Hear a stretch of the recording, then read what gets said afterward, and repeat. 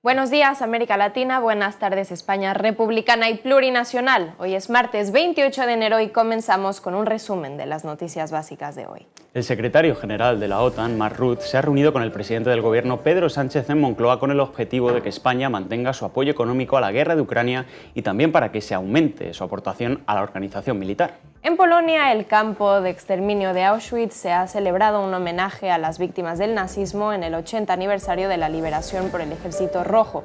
En el homenaje han estado los reyes de España, que, sin embargo, se negaron a asistir a los homenajes a las víctimas del franquismo en España. Los ministerios de Economía y Trabajo han llegado a un acuerdo para aprobar la reducción de la jornada laboral en el próximo Consejo de Ministros. Será el próximo 4 de febrero y luego empezará su trámite parlamentario.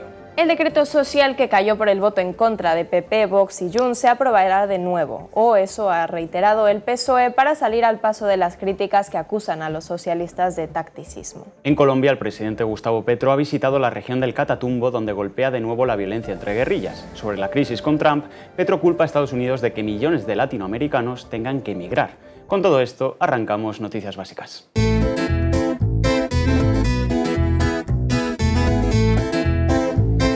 Pedro Sánchez ha recibido en Moncloa a Mark Rutte, secretario general de la OTAN, justo en medio de las presiones de Donald Trump para que los países miembros de esta organización militar suban su gasto militar al 5% de su PIB. Las conversaciones entre Rutte y Sánchez, según han informado ambos después de las reuniones en dos comunicados, ha girado en torno a la subida del 2% del PIB español en gasto armamentístico para 2029. En la actualidad, el gasto de España a la OTAN supone un 1,28% del PIB, con lo que aumentando al 2% sería casi duplicar la aportación a la organización militar que hace de paraguas de los países bajo la órbita de Estados Unidos. Este 1,28% son las cifras oficiales, pero según organizaciones como el grupo antimilitarista o Tortuga, señalan que el gasto real de España estaría en el 3,34% del PIB, en torno a los 480.000 millones de euros. Rutte ha pedido también a España que mantenga su apoyo a Ucrania, lo que Sánchez ha correspondido frente a la posibilidad de que Estados Unidos deje de financiar la guerra. Justo este martes, y de forma sorpresiva, el ministro de Exteriores español, José Manuel Álvarez, ha visitado Ucrania para mostrar el apoyo de España a la guerra. Sobre el crecimiento de la aportación española de la OTAN, Álvarez ha mostrado el compromiso del gobierno con la organización militar. España ha establecido muy claramente un horizonte temporal, que es 2029, para alcanzar el 2%, que es lo que está fijado en estos momentos en la OTAN como gasto de defensa.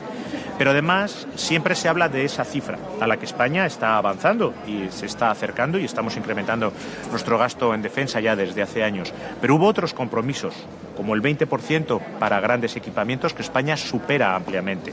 O si miramos en vez del porcentaje los valores absolutos, observamos que España es el octavo contribuyente en valores absolutos. Por otro lado, Podemos aboga porque España deje de estar supeditada a la OTAN bajo el control de los Estados Unidos. España tiene que dejar ya de estar sometida a los mandatos y a los dictados de un presidente que actúa contra los derechos humanos, que pretende imponer aumentos de gasto militar también a nuestro país y que pretende castigar a la clase trabajadora con la imposición de aranceles que harían subir el precio de muchos productos. Mientras que sobre el tema de Ucrania hay novedades. Según ha publicado el diario ucraniano Strana, existe ya un calendario del fin de la guerra que ha partido de la administración Trump. La clave es que Ucrania renunciaría a ser parte de la OTAN y las sanciones contra Rusia se irían levantando progresivamente.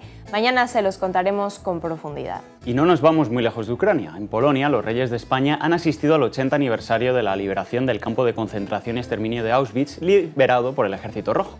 En el complejo de Auschwitz fueron asesinadas más de 1 millón de personas, la mayoría judías, pero también homosexuales, gitanos y comunistas. Con este viaje institucional es ya la segunda vez que la Casa Real visita Auschwitz. La primera tuvo lugar en 2020.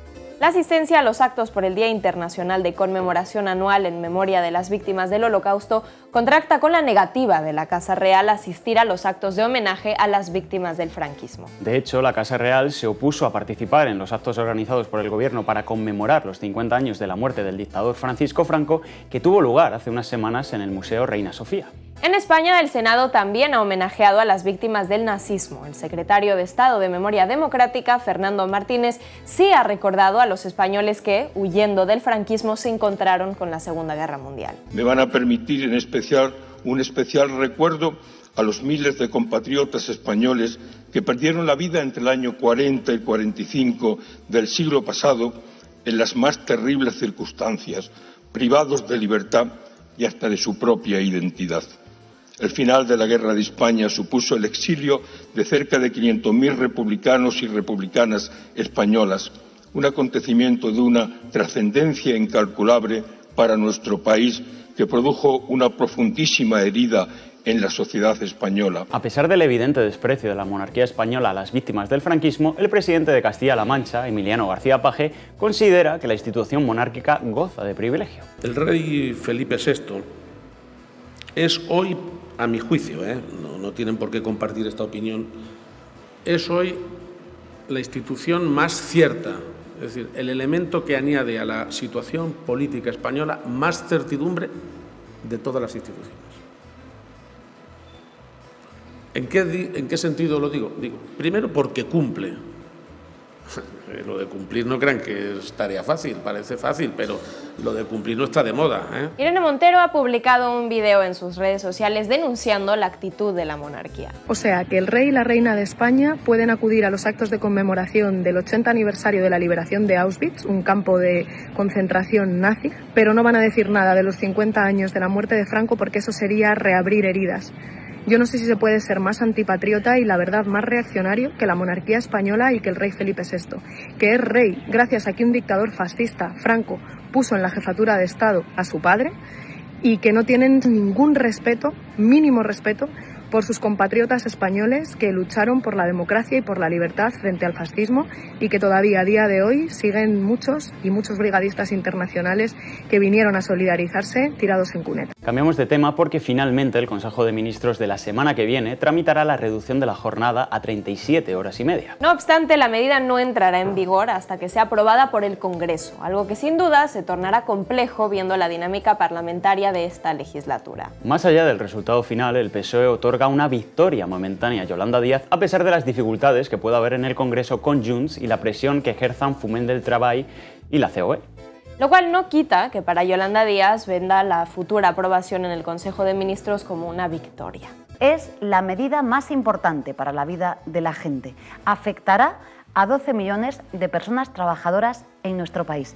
Esta norma es para las trabajadoras del comercio, para los trabajadores de la agricultura, para la gente de la hostelería, para las personas que hoy todavía no tienen derecho a la reducción de la jornada laboral. Por su parte, el líder de la patronal, Antonio Garamendi, critica que el Gobierno apruebe una medida sin diálogo social y ha presentado un escrito ante la Dirección General de Trabajo en el que alega que es inconstitucional. Nosotros, yo lo acabo de decir, nosotros respetamos profundamente las ideas de cada uno. Nosotros estamos en un área institucional, estamos en el artículo 7 de la Constitución, en el diálogo social, y nosotros en este sentido pensamos que el Ministerio está invadiendo muchas veces competencias del propio diálogo social. Los líderes de comisiones obreras y UGT consideran que el argumento de Garamendi no tiene recorrido. La constitucionalidad de la jornada laboral es tan evidente que está puesta en el Estatuto de los Trabajadores.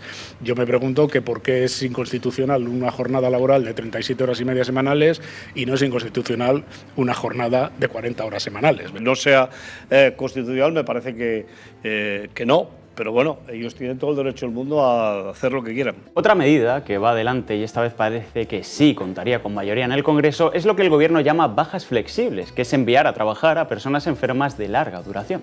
De todas maneras, la ministra de Seguridad Social, Elma Saiz, trata de darle otro sentido a lo que significa la baja flexible. Quiero ser muy clara.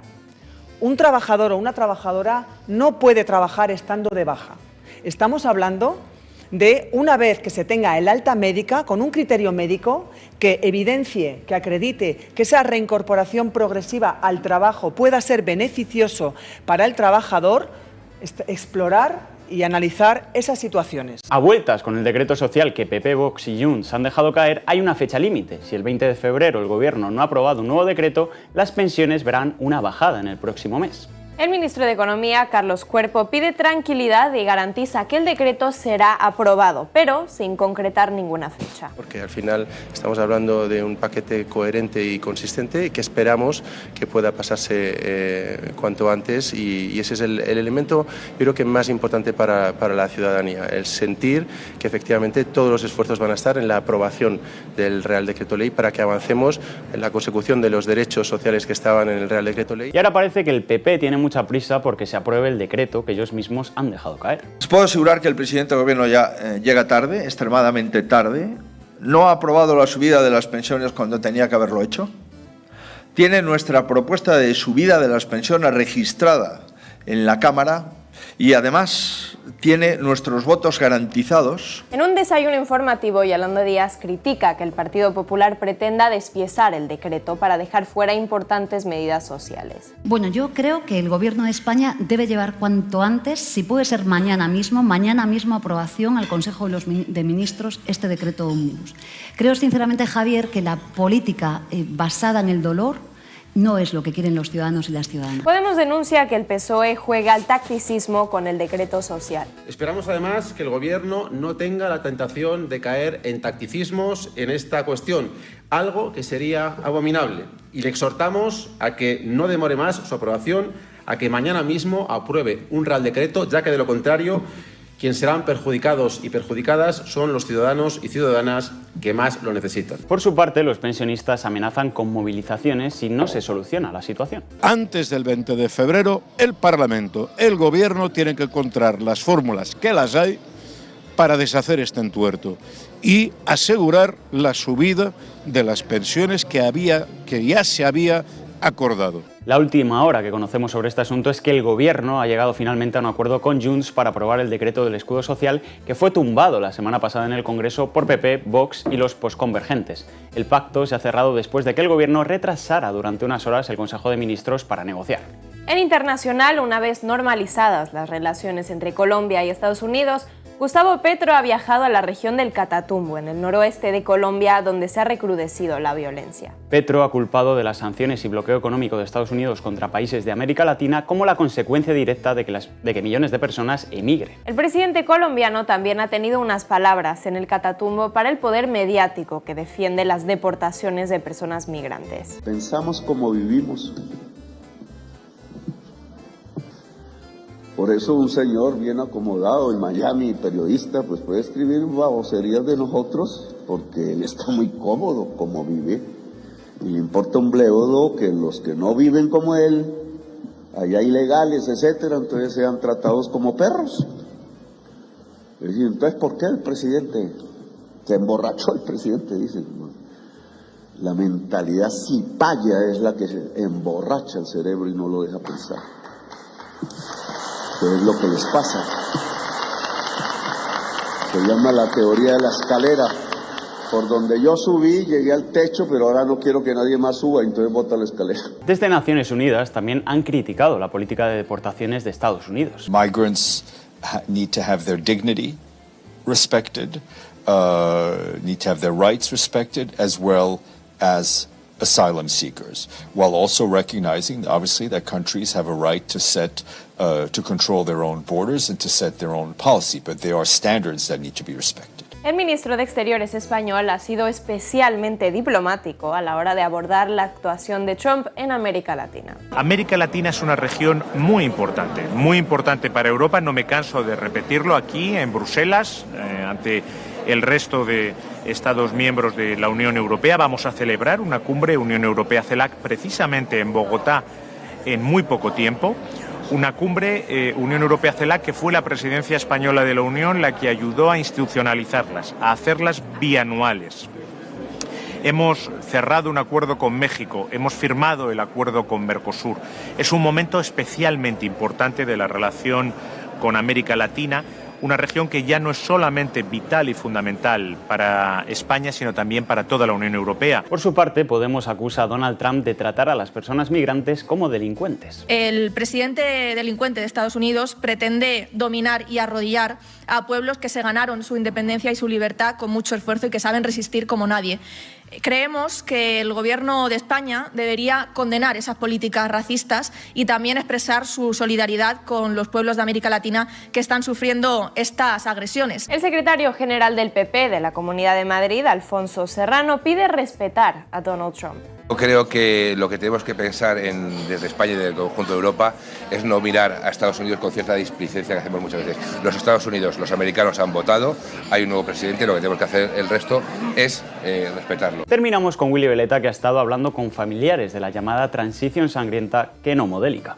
La transición sangrienta, vamos a hablar con familiares de las víctimas de esa época tan terrible en nuestro país y no olvidemos nunca que porque fueron, somos. A mí me procesaron en unos consejos de guerra que hicieron a finales en el verano de 1975, en los cuales se pedían 13 penas de muerte, una de ellas la mía, y a mí me condenaron a 30 años, pero salieron 11 penas de muerte y ejecutaron 5 de ellas el 27 de septiembre de 1975. Mar, tú fuiste amiga de Yolanda González. ¿Cómo recuerdas esos tiempos que nos venden como modélico?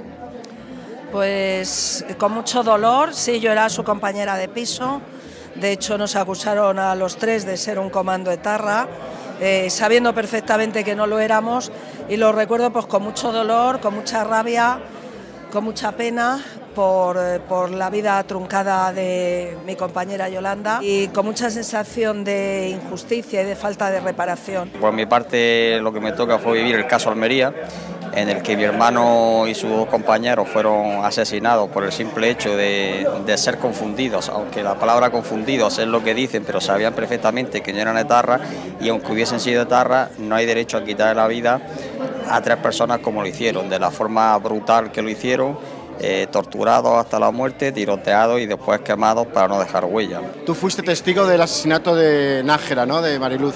Sí, de Mariluz Nájera, en el año 77, el 24 de enero. Yo estaba 15 años, tenía yo, y estaba trabajando en Cubana Aviación, en la avenida José Antonio, 45, y vi cómo la policía se bajó, disparó el bote y le dio de lleno en la cabeza a Mariluz Nájera. Fui testigo presencial, claro. Fue un antes y un después en mi vida, y eso no se me queda grabado en la retina para toda la vida. Cuando te hablan de la transición modélica, ¿qué piensas? Que es mentira todo, que es una transición sangrienta totalmente, y transición sería para algunos, pero para los que dejaron la vida en el intento de la libertad y la defensa, no hubo recompensa ni reconocimiento, ni siquiera nadie que reconociera los asesinatos. Con esto nos despedimos. Les recordamos que hemos abierto un crowdfunding para apoyar Canal Red Latinoamérica y la apertura de una redacción en México. Pueden apoyar la iniciativa en goteo.org o en el QR que aparece ahora mismo en pantalla. Regresamos mañana con más noticias. Sean felices.